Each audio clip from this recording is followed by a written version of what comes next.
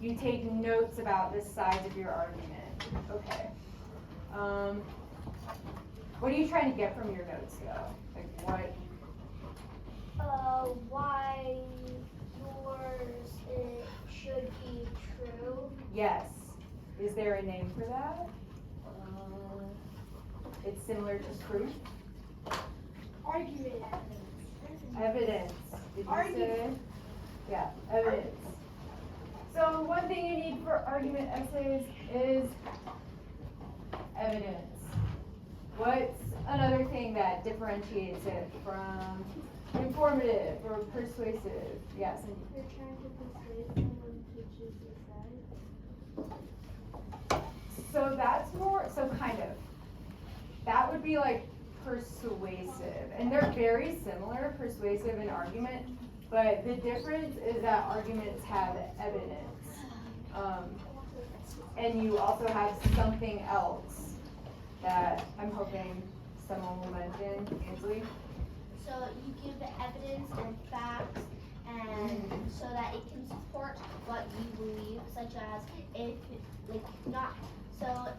you believe that plants or farm animals have feelings, say because lots of people think that they don't, you could give the evidence, and then you basically are just trying to, it's kind of like you're trying to persuade them, but you are, you can have facts, you can have data,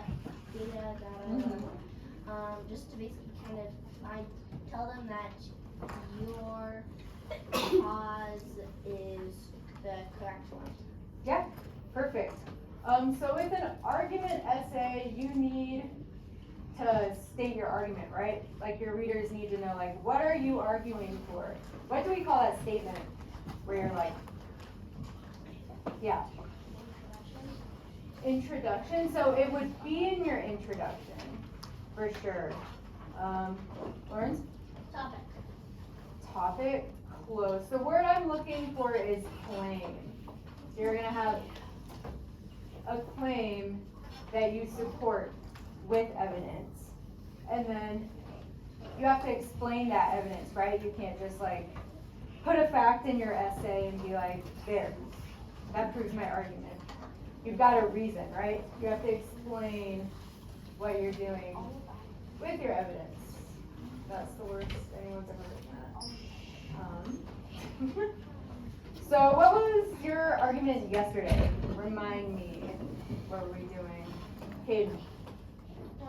That plants need sunlight and water to grow. Okay, so our argument is plants need water and sunlight.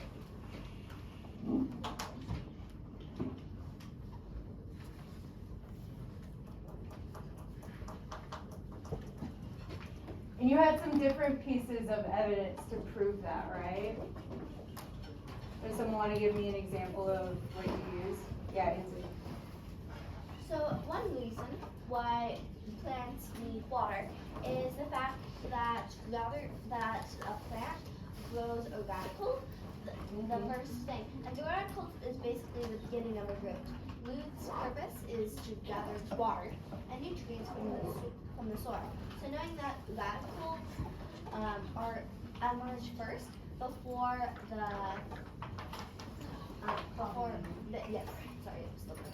the cotyledon shows that plants needing food for photosynthesis isn't the most important thing, that they need the water first of all. They need the water first of all. And knowing that all living organisms need food, we can know that water must be more important. Yeah, that's perfect. That's great. Yeah, that is one of our pieces of evidence that we would use to support our claim. So would your claim for your argument then be like plants need water more than sunlight or before sunlight? Or would this still just be Well, your claim? it would still be your claim as long as you also have evidence for the sunlight. So the cotyledon is green rather than still white, and white being that it reflects all of the colors, and so it doesn't really absorb a lot. So knowing that the cotyledon read and therefore will absorb different types of light tells us that they do need sunlight as well. So it just shows that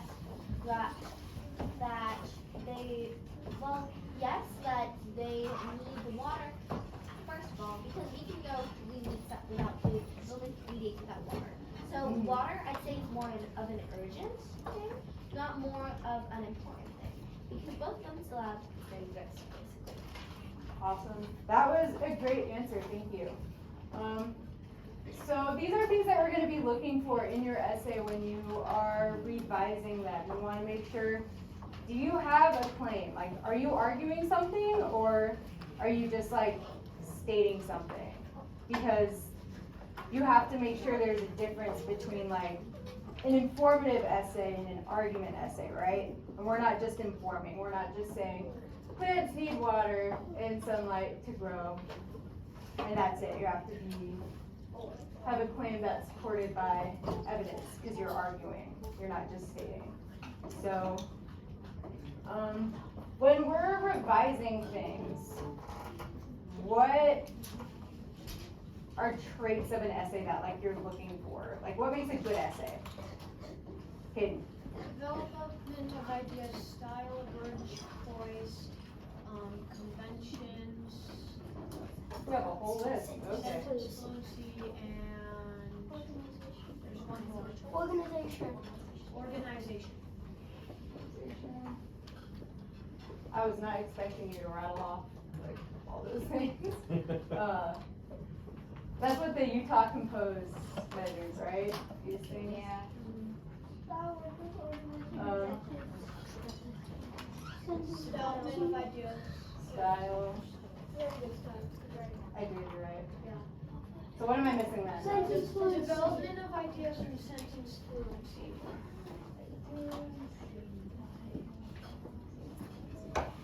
Okay, so these are the things that we're looking for.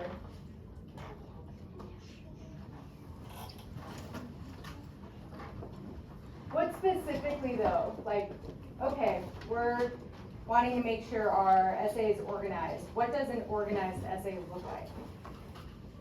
Okay, It has paragraphs and it can have subtitles.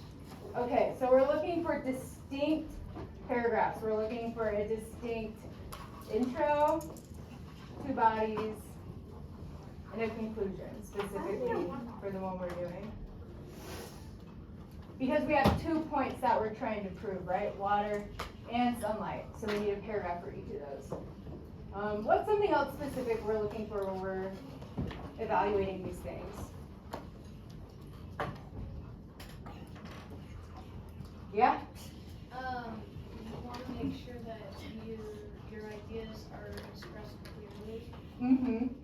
Okay. What does that look like?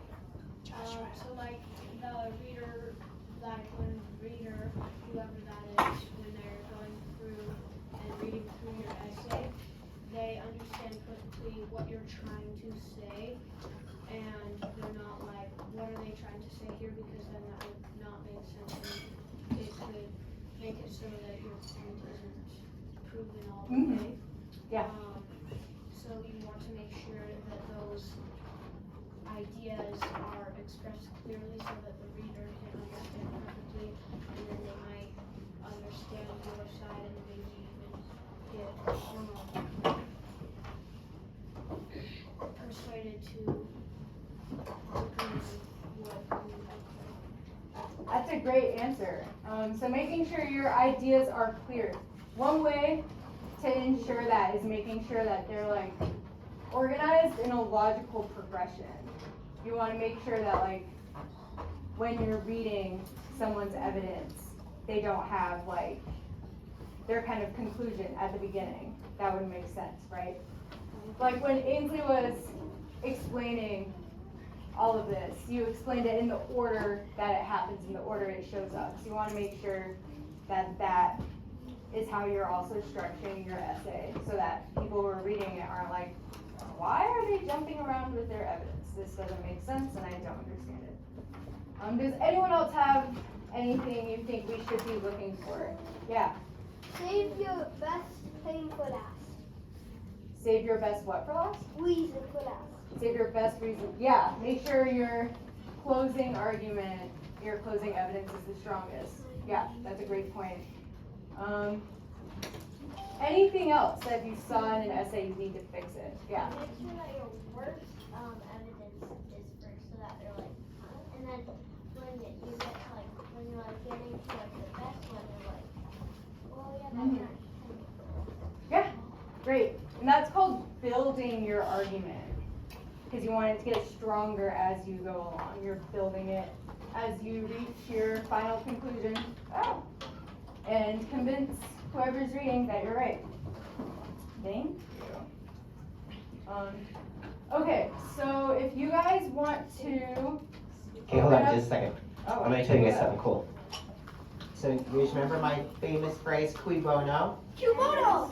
Okay, My bones. so shh, listen please. Kiwi bones. No. So if you were to write a publication and you want it to be published, it goes through a process, and one of that is, Jackson, pay attention, someone else looks at the work of the writer and they're called editors. Like, it's their actual job to edit.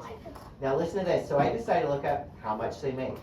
So listen to this. Here in the United States, in the year 2024, because this is really good data, the average story editor makes $102,000 a year.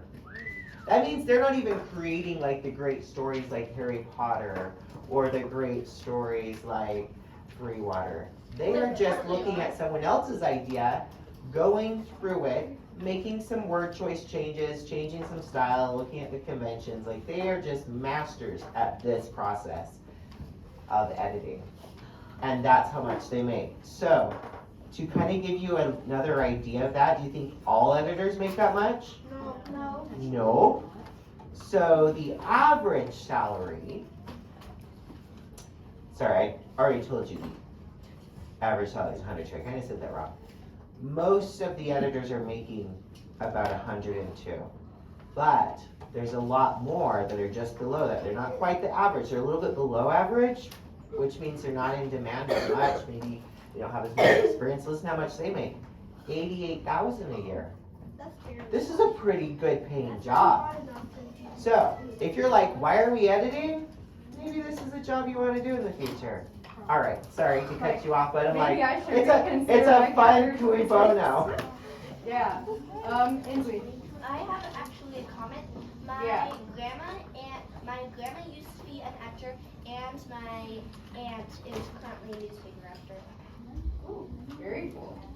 One more thing I forgot to say. This is like the simplest part of revision and editing is Jackson. I don't know where it fall under here. I'm gonna use the back whiteboard, but there's an acronym in my writing class that we were taught for when you're editing a paper.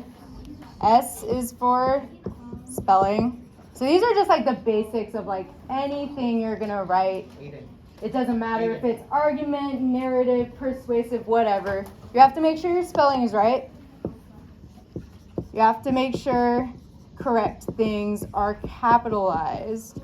So proper nouns, beginning of sentences.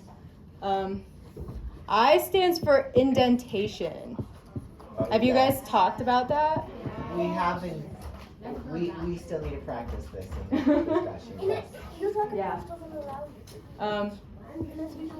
P stands for punctuation, so making sure you have apostrophes, commas, periods, all that good stuff where it's supposed to be. Yeah.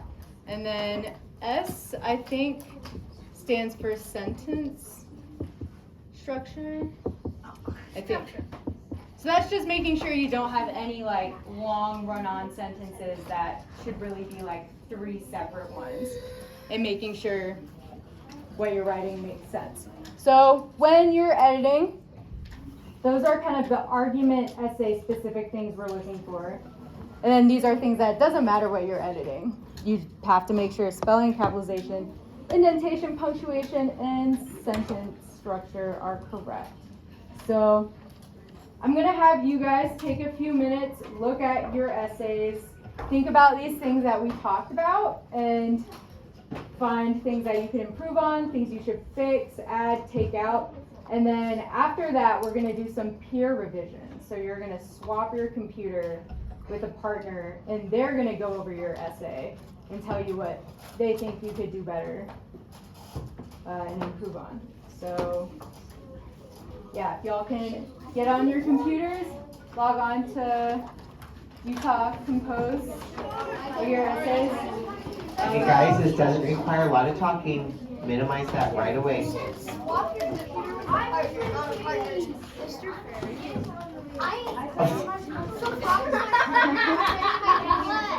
Yes, yeah, hand them on that table, that computer and chair,